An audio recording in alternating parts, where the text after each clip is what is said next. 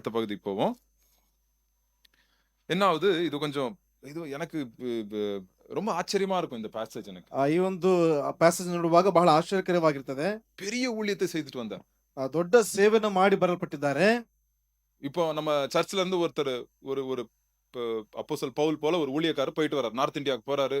நெறைய பெரிய பெரிய அற்புதங்கள், அடையாளங்கள் நெறைய இடத்துல பெரிய பெரிய காரியங்கள வந்து ஆண்டவர் வந்து அவர் மூலியமா செய்றாங்கன்னு வச்சுங்களேன். ನಮ್ಮ ಸಭೆಯಿಂದ ನಾರ್ತ್ ಇಂಡಿಯಾ ಭಾಗಕ್ಕೆ ಅಲ್ಲಿ ಹೋಗಲ್ಪಟ್ಟಿದ್ದಾರೆ. ಅನೇಕ ದೇವರ ಮೂಲಕವಾಗಿ ಅನೇಕ ಅದ್ಭುತಗಳನ್ನ ಅತಿಶಯಗಳನ್ನ ಮಾಡ್ಬಿಟ್ಟು ಅವ್ರು ಹಿಂತಿರುಗಿ ಬರಲ್ಪಟ್ಟಿದ್ದಾರೆ ಎಂಬುದಾಗಿ ಅಂದ್ಕೊಳ್ರಿ. ஒரு 2 வருஷம் போயிட்டு வர்றாருன்னு வச்சுங்களேன். 2 ವರ್ಷ ಹೋಗ್ಬಿಟ್ಟು ಬಂದಿದ್ದಾರೆ ಎಂಬುದಾಗಿ ಅಂದ್ಕೊಳ್ರಿ. சர்ச்சுக்குள்ள கால் வைக்காதீங்க.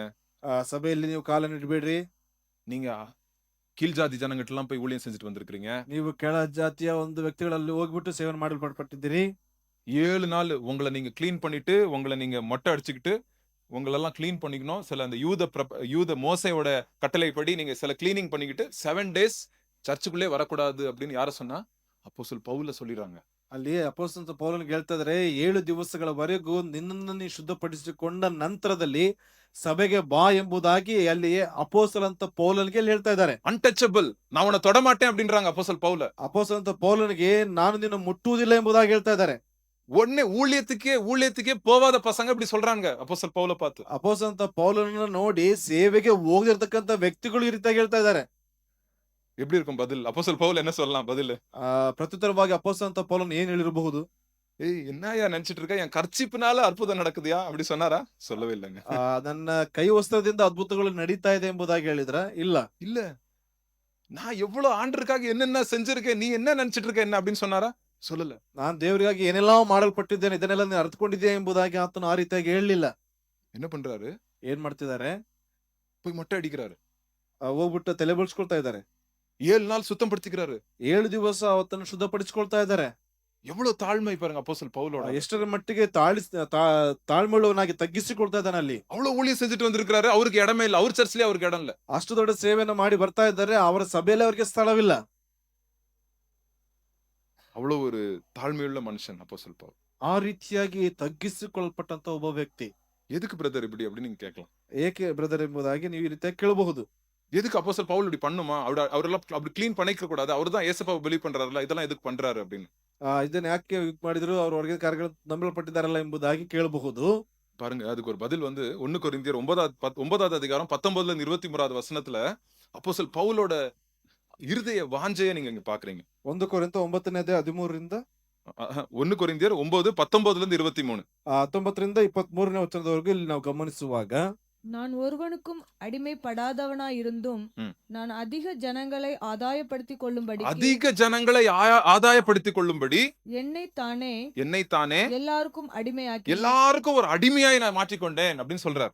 யூதரை ஆதாயப்படுத்திக் கொள்ளும்படிக்கு, யூதரை ஜெயிக்கிறதுக்கு யூதருக்கு யூதனை போலவும், யூதன் கிட்ட போனா யூதன் போல நடந்துக்கிட்டேன். நியாயப்பிரமாணத்துக்கு கீழ்ப்பட்டவர்களை ஆதாயப்படுத்திக் கொள்ளும்படிக்கு நியாயப்பிரமாணத்துக்கு கீழ்ப்பட்டவனை போலவும் ஆனேன்.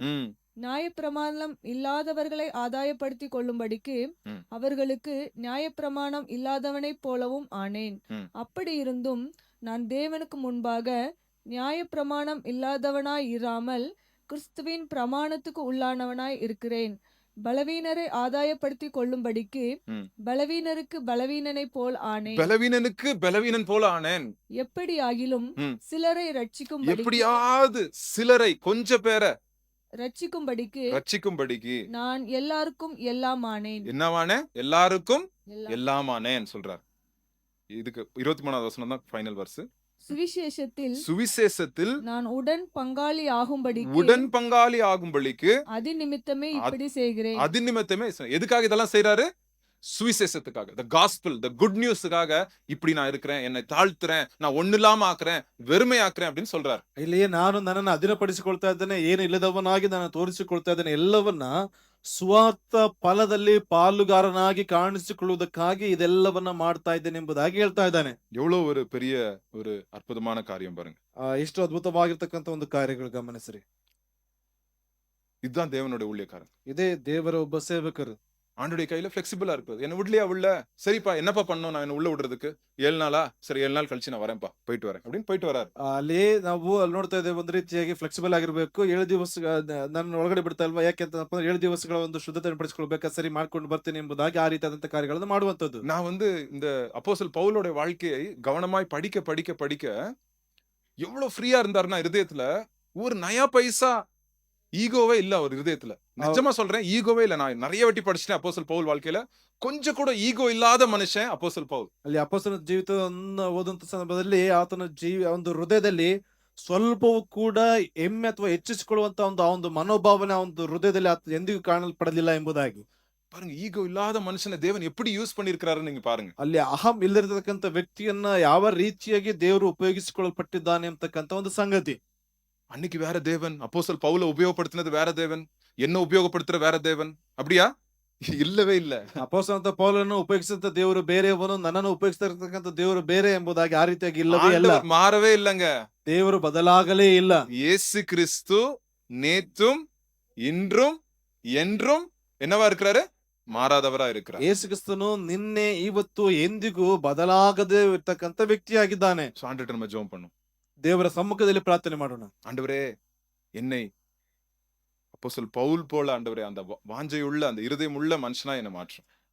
ಅಪೊಸ್ತಲನಾದ ಪೌಲನ ರೀತಿಯಲ್ಲಿ ಒಂದು ಅಹಂ ಇಲ್ಲಿರ್ತಕ್ಕಂತ ಒಂದು ವ್ಯಕ್ತಿಯ ರೀತಿಯಲ್ಲಿ ಒಂದು ಹೃದಯದ ರೀತಿಯಲ್ಲಿ ನಾನು ಬದಲಾಯಿಸು ಎಂಬುದಾಗಿ.